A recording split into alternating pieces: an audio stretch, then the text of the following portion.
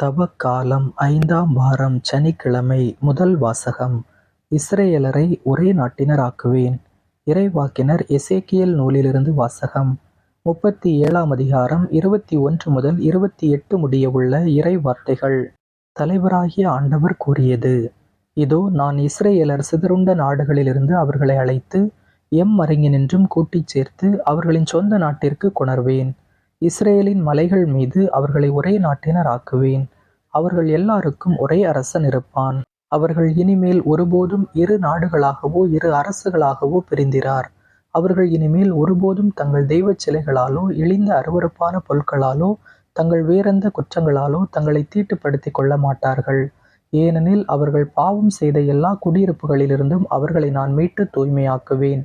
அவர்கள் எனக்கு மக்களாய் இருப்பர், நான் அவர்களுக்கு கடவுளாய் இருப்பேன்.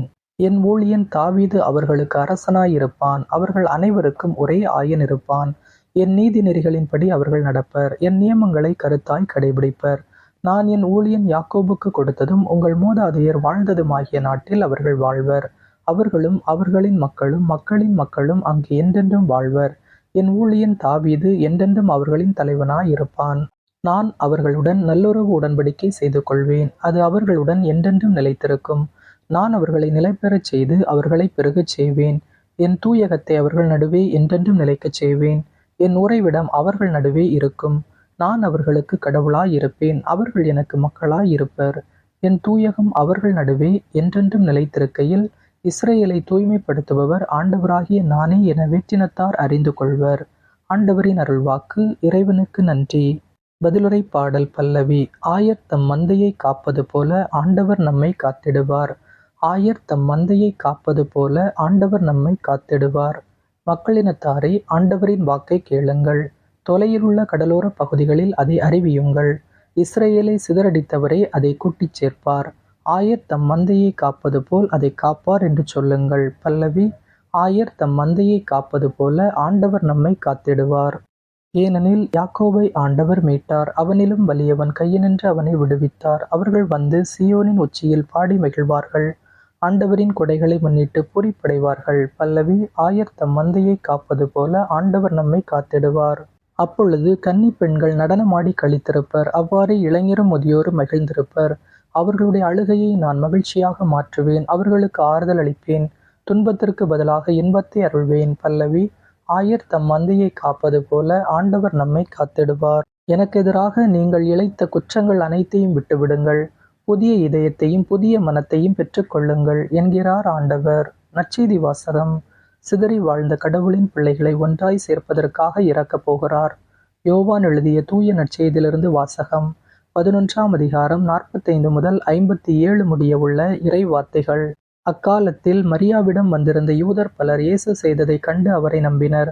ஆனால் அவர்களுள் சிலர் பரிசேயரிடம் சென்று இயேசு செய்ததை தெரிவித்தனர். தலைமை குருக்களும் பரிசேயரும் தலைமைச் சங்கத்தை கூட்டி, இந்த ஆள் பல அரும் அடையாளங்களை செய்து கொண்டிருக்கிறானே, என்ன செய்யலாம்? இவனை இப்படியே விட்டுவிட்டால் அனைவரும் இவனிடம் நம்பிக்கை கொள்வர். அப்போது ரோமையர் வந்து நம் தூய இடத்தையும் நம் இனத்தையும் அழித்து விடுவார்களே என்று பேசிக்கொண்டனர்.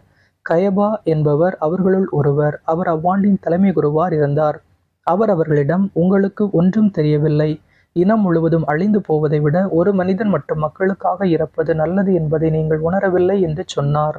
இதை அவர் தாமாகச் சொல்லவில்லை. அவர் அவ்வாண்டின் தலைமை குருவாய் இருந்ததால் இயேசு தம் இனத்திற்காகவும் தம் இனத்திற்காக மட்டுமின்றி சிதறி வாழ்ந்த கடவுளின் பிள்ளைகளை ஒன்றாய் சேர்க்கும் நோக்குடன் அவர்களுக்காகவும் இறக்கப் போகிறார் என்று இறைவாக்காகச் சொன்னார்.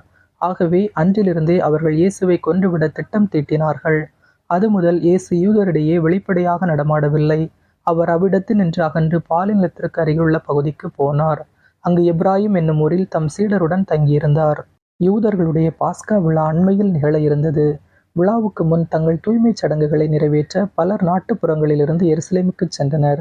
அங்கே அவர்கள் இயேசுவை தேடினார்கள். அவர் திருவிழாவுக்கு வரவே மாட்டாரா? நீங்கள் என்ன நினைக்கிறீர்கள் என்று கோவிலில் நின்று கொண்டிருந்தவர்கள் தங்களிடையே பேசிக்கொண்டார்கள்.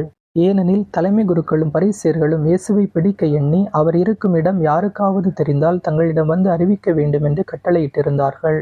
ஆண்டவரின் அருள்வாக்கு. கிறிஸ்துவே, உமக்கு புகழ். இன்றைய சிந்தனை. வாழ்வு கொடுப்போம். இயேசு பலருக்கு வாழ்வை கொடுத்தார்.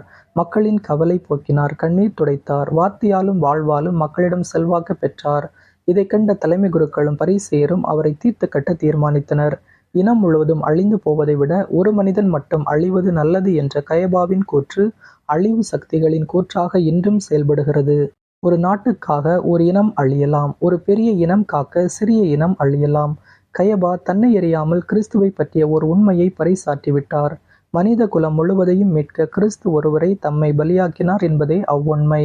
நாம் இயேசுவைப் போல பிறருக்கு வாழ்வை கொடுக்கிறோமா, இல்லை பரிசேயர் போல பிறர் வாழ்வை அளிக்கிறோமா? வாழ்வு கொடுப்பவர்களாக வாழ வரம் கேட்போம். இயேசுவுக்கே புகழ், இயேசுவுக்கே நன்றி.